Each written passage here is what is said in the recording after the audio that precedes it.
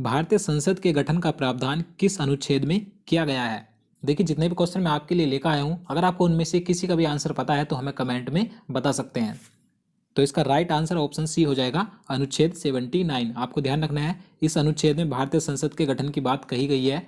और अगर हम बात करें अनुच्छेद यहाँ पर 80 की, इसमें राज्यसभा के गठन की बात कही गई है। और यहाँ पर अनुच्छेद 81 में लोकसभा के गठन की बात की गई है। और यहाँ पर जो अनुच्छेद 82 है, इसमें कहा गया है कि जो प्रत्येक 10 वर्ष के बाद जनगणना होती है, तो जनगणना के बाद पुनः समायोजन करना। तो आपको ये चारों अनुच्छेद ध्यान रखने हैं। तो चलिए नेक्स्ट क्वेश्चन देखते हैं। भारत में संसद की व्यवस्था किस देश के संविधान से ली गई है? राइट आंसर ऑप्शन बी हो जाएगा, ब्रिटेन। आपको ध्यान रखना है, ब्रिटेन देश के संविधान से जो भारत में संसद की व्यवस्था है यहां से ली गई है। नेक्स्ट क्वेश्चन देखते हैं। भारतीय संसद के दो सदन कौन कौन से हैं? राइट आंसर ऑप्शन बी हो जाएगा, लोकसभा एवं राज्यसभा। तो आपको ध्यान रखना है, भारतीय संसद के दो सदन होते हैं, लोकसभा और राज्यसभा। नेक्स्ट क्वेश्चन है, भारतीय संसद के कितने अंग होते हैं? देखिए, इससे पहले क्वेश्चन में हमने संसद के सदन की बात की थी, दो सदन होते हैं। इस क्वेश्चन में अंग पूछे गए हैं कि कितने अंग होते हैं। तो इसका राइट आंसर ऑप्शन बी हो जाएगा, 3। आपको ध्यान रखना है, अंग 3 होते हैं भारतीय संसद के। कौन कौन से? लोकसभा, राज्यसभा और राष्ट्रपति। तो आपको ये सभी ध्यान रखना है। नेक्स्ट क्वेश्चन देखते हैं। क्वेश्चन नंबर 5 है, निम्नलिखित में से कौन भारत में कानूनों को बनाता है? राइट आंसर ऑप्शन सी हो जाएगा, राष्ट्रपति और संसद के दोनों सदन, यानी कि राष्ट्रपति और संसद के दो सदन, राज्यसभा और लोकसभा, ये तीनों मिलकर किसी कानून को बनाते हैं। मैं आपको बता दूं, जब कोई विधेयक संसद के दोनों सदनों में पारित हो जाता है, उसके बाद राष्ट्रपति की सहमति उस पर जरूरी होती है, क्योंकि जब तक राष्ट्रपति की सहमति उस विधेयक पर नहीं मिलेगी वह कानून नहीं बनेगा। राष्ट्रपति की सहमति मिलने पर ही कोई विधेयक कानून बनता है। तो आपको ये ध्यान रखना है। नेक्स्ट क्वेश्चन देखते हैं। भारतीय संसद के उच्च सदन को किस नाम से जाना जाता है?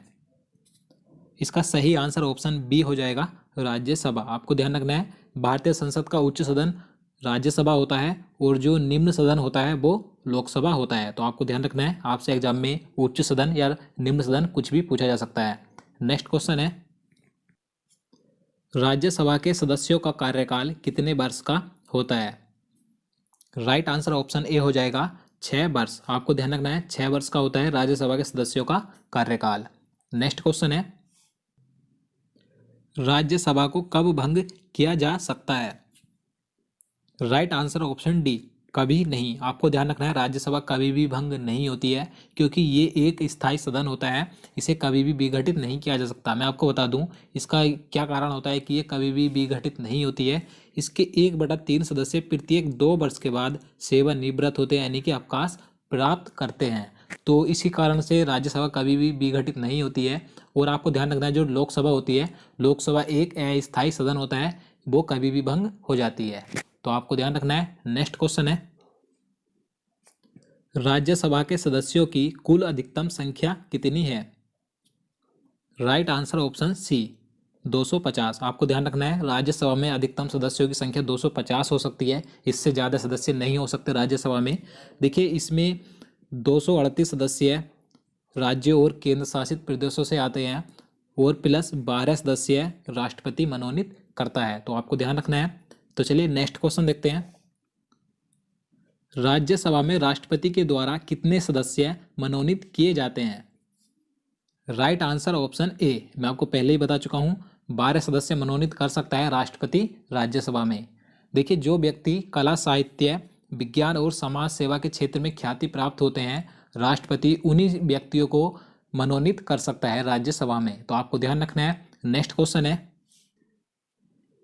किस राज्य की राज्यसभा सीट सबसे ज्यादा है? यहाँ पर लिखने में मिस्टेक हो गया। तो इसका राइट आंसर ऑप्शन डी हो जाएगा, उत्तर प्रदेश। आपको ध्यान रखना है, उत्तर प्रदेश राज्य की राज्यसभा सीटें सबसे ज़्यादा हैं। तो कितनी है ये भी ध्यान रखना है, 31, यानी कि 31 हैं। तो चलिए नेक्स्ट क्वेश्चन देखते हैं।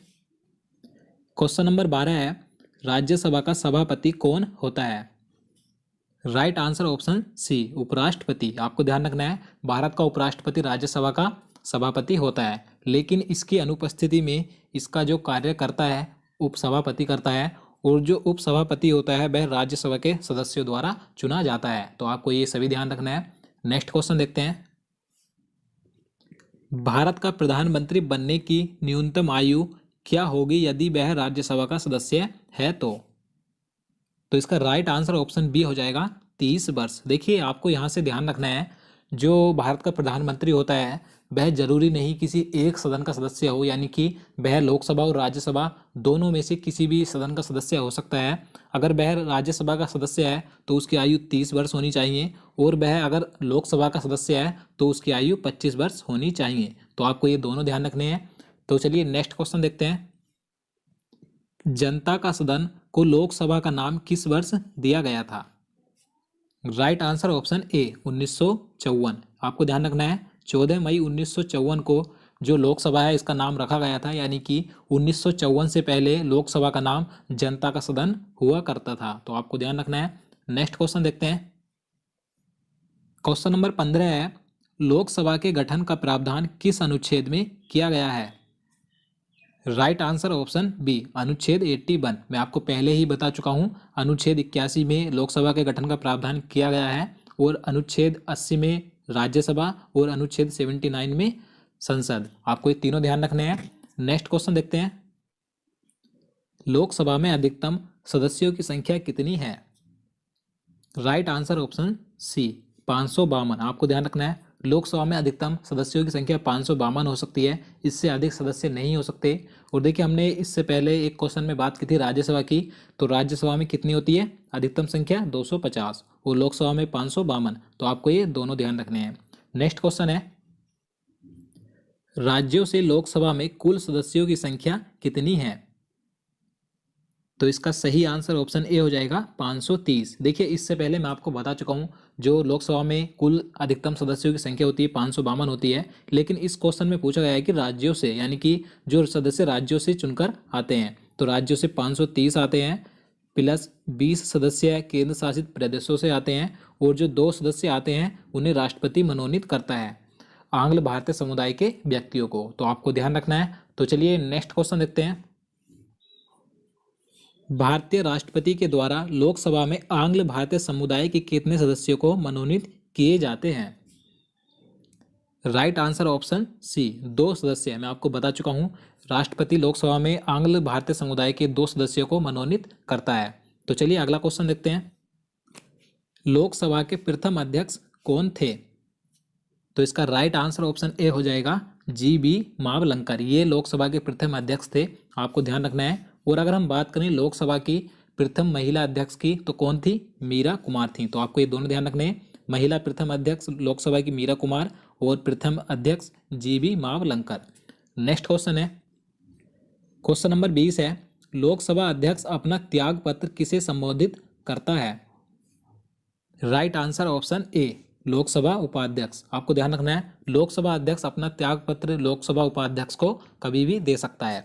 तो चलिए नेक्स्ट क्वेश्चन देखते हैं। लोकसभा अध्यक्ष के मताधिकार को क्या कहा जाता है? राइट आंसर ऑप्शन सी निर्णायक मत। देखिए मैं आपको इसके बारे में बता देता हूँ। देखिए जब लोकसभा में किसी विधेयक पर मतदान हो तो लोकसभा अध्यक्ष उसमें अपना मत नहीं देता है, लेकिन अगर कोई ऐसी परिस्थिति आती है कि जब पक्ष विपक्ष में बराबर मत पड़ते हैं तो लोकसभा अध्यक्ष अपना मत देता है, यानी कि उस विवाद को सुलझाने के लिए बराबर जब मत पड़ते हैं पक्ष विपक्ष में, उस विवाद को सुलझाने के लिए लोकसभा अध्यक्ष अपना मत देता है, तो इसी को निर्णायक मत कहा जाता है। तो आपको ध्यान रखना है। तो चलिए नेक्स्ट क्वेश्चन देखते हैं। क्वेश्चन नंबर 22 है, लोकसभा के प्रथम उपाध्यक्ष कौन थे? तो इसका राइट आंसर ऑप्शन सी हो जाएगा MA अयंगार। ये लोकसभा के प्रथम उपाध्यक्ष थे। तो आपको ये ध्यान रखना है। तो चलिए अगला क्वेश्चन देखते हैं। लोकसभा अध्यक्ष तथा राज्यसभा सभापति के वेतन और भत्ते कौन निर्धारित करता है? राइट आंसर ऑप्शन डी संसद। आपको ध्यान रखना है लोकसभा अध्यक्ष, उपाध्यक्ष, राज्यसभा सभापति और उपसभापति, इन सभी के वेतन और भत्ते संसद के द्वारा निर्धारित किए जाते हैं। इसको अनुच्छेद 97 में रखा गया है और अनुसूची 2 में। तो आपको ये सभी ध्यान रखना है। अगला क्वेश्चन देखते हैं। प्रथम लोकसभा के विपक्ष का नेता कौन था? राइट आंसर ऑप्शन बी हो जाएगा AK गोपालन। ये प्रथम लोकसभा में विपक्ष के नेता थे। तो आपको ध्यान रखना है अब देखिए यहाँ से एक क्वेश्चन और पूछा जाता है कि विपक्ष दल का नेता कौन होता है। तो आपको ध्यान रखना है, विपक्षी दल का नेता उस पार्टी के सदस्य को चुना जाता है जिसकी सदन में कम से कम कुल सीटों का 1/10 भाग हो। तो आपको ये ध्यान रखना है। चलिए अगला क्वेश्चन देखते हैं। किस राज्य की लोकसभा सीटें सबसे ज़्यादा हैं? इसका सही आंसर ऑप्शन डी हो जाएगा, उत्तर प्रदेश। देखिए मैं आपको बता दूं, लोकसभा और राज्यसभा इन दोनों सदन की सबसे ज़्यादा सीटें उत्तर प्रदेश में ही हैं। तो लोकसभा में जो सीटें हैं 80 हैं और राज्यसभा में 31 हैं। तो आप इन दोनों को ध्यान रखिएगा।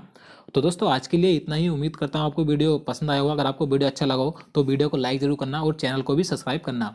और मैं आपको बता दूं, आप हमारे पहले के सभी वीडियो देख सकते हैं। मैं आपको वीडियो को डिस्क्रिप्शन में नीचे लिंक दे दूंगा, या आप हमारे चैनल में जाकर हमारी सभी वीडियो को देख सकते हैं। आपके आने वाले एग्जाम के लिए काफ़ी महत्वपूर्ण है। तो चलिए मिलते हैं नेक्स्ट वीडियो में, तब तक के लिए नमस्कार।